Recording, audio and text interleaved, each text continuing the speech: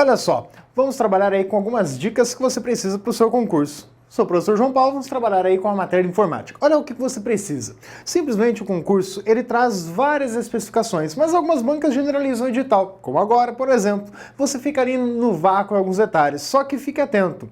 O TJ, normalmente ele acaba trazendo para você alguns detalhes sobre o hardware, pois ele traz isso para você no edital e tem muitas chances de cobrar esse detalhe. Então fique atento à estruturação realmente do que significa uma descrição básica de um computador, que é um conceito que todo usuário deveria saber ao comprar esse equipamento.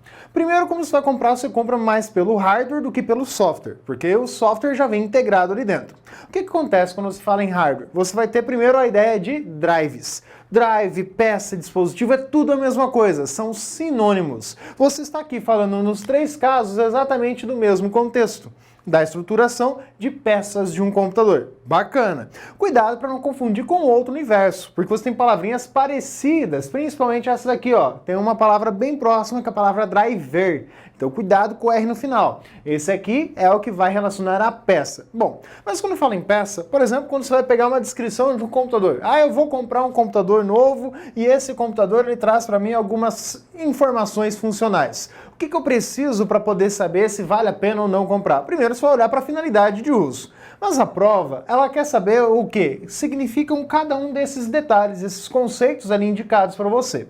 Então, primeiro, aqui você está olhando o modelo do computador. Ah, eu vou pegar lá um modelo Inspiron, vou pegar um modelo diferente e tal. Tem variação. Isso aqui determina a carcaça, como vai ser cores, não tem nada muito específico mesmo, mas para visual, estética. Aqui você tem o tamanho da tela. Cuidado porque esse tamanho ele é normalmente dado em polegadas, às vezes é um valor mais limpo, só o 15, por exemplo. Isso aí vai determinar para você a dimensão na diagonal da tela. Então ele determina essa dimensão. Há um outro fator que você tem que observar quando você vai olhar para isso, se ele aparece lá 16 por 9 ou 16 por 10. Porque isso aí vai dar a diferença de proporção de tela. Se ela vai ser mais comprida na largura e uma altura mais baixa, ou se vai ser mais alta e um pouquinho mais estreita. Então antigamente era comum os monitores 4x3, que eram aqueles quadradões. Hoje os widescreen são padrão 16 por 9. Tem algumas variações 16 por 10, eu por exemplo prefiro. Aqui ao lado você tem a indicação. Cuidado, não é necessariamente da resolução. A resolução se dá na ligação desses dois conceitos. Por quê? É uma tela com um tamanho específico, que dentro desse tamanho eu tenho essa quantidade de pixels representados. De 1920 colunas por 1080 linhas dentro dessa tela. A resolução é a densidade, a quantidade de pontos que você tem por unidade equivalente, por polegada quadrada. Então cuidado com a ideia do que é resolução. Então a quantidade de pixels da tela. Aí ele traz sexta geração i5. Aqui você tem a indicação já do modelo do processador e qual geração. Mais recente, por exemplo, da sexta geração. i5 é dentro dos processadores da Intel, você tem lá o i3, o i5 e o i7. Além, claro, do Celeron, entre outros mais básicos. Esse aqui já está ali quase top de linha. Aqui você tem a descrição do modelo desse processador i5, qual seria a categoria dele, qual que é o tipo, versão que ele saiu. Então você tem a geração e a versão específica daquele modelo. Logo aqui indica aqui para você alguns detalhes, como por exemplo a ideia de que esse processador, ele trabalha numa faixa nominal de velocidade a 2,5 GHz. Ou seja, 2,5 GB de ações por segundo. Então esse aqui é o espaço amostral. O quad-core está indicando exatamente que você tem aqui 4 núcleos de um processador básico. Então ele trouxe ali para você 4 núcleos de uso.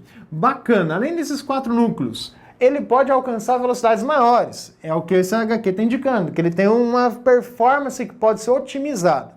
Além disso, ele traz aqui a versão do sistema operacional. Então, isso aqui foge ao escopo do software, do hardware, porque ele está falando do software especificamente. 64 bits, opa, isso aqui é uma indicação relativa ao sistema operacional, que também cai dentro do que é o processador, indicando que esse processador ele vai suportar trabalhar com mais de 4 GB de memória, na verdade com 4 GB ou mais de memórias, porque ele tem aí justamente a capacidade de endereçar tudo isso. Então, o sistema operacional 64 bits. 8 GB DDR3L. O 8 GB aqui está indicando justamente para você a capacidade, a indicação da memória conhecida como memória RAM. Então você tem essa memória. Pela quantidade, normalmente você vai esperar isso. DDR3 é a tecnologia. SL é uma tecnologia mais recente que utiliza uma tensão elétrica menor. Então ele gasta menos energia para poder fazer o seu trabalho, com isso esquentando menos. Single Channel, ou esse 1x aqui, indicam a mesma coisa. Quer dizer que é só um pente de memória que você tem. E esse único pente trabalha na frequência de 1600 MHz, ou seja, 1.6 GHz é a velocidade. Mas é típico, se aparecer em MHz está falando em memória, e GHz está falando do processador. Então cuidado com esse detalhe. Aí aparece lá, GTX 960M, 4G. Na verdade, aqui é a informação mais provável que aparece na prova, esse 4 GB GDDR. Essa aqui já é a tecnologia da memória de vídeo, ou seja, uma placa de vídeo específica que você tem.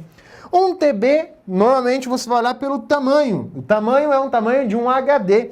E aqui o 5.400 RPM ou 7.200 diz respeito à velocidade de rotação por minuto que ele tem. Então aqui você está descrevendo o seu HD.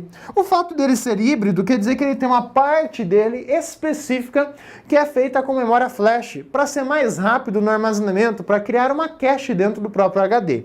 E aqui no finalzinho, o 802.11ac, que já puxa lá para o universo de rede, falando aí exatamente da ideia de que esse computador tem suporte à tecnologia Wi-Fi, em específico aí já para a tecnologia AC, trabalhando aí a velocidades mais altas, 300 megabits por segundo ou mais.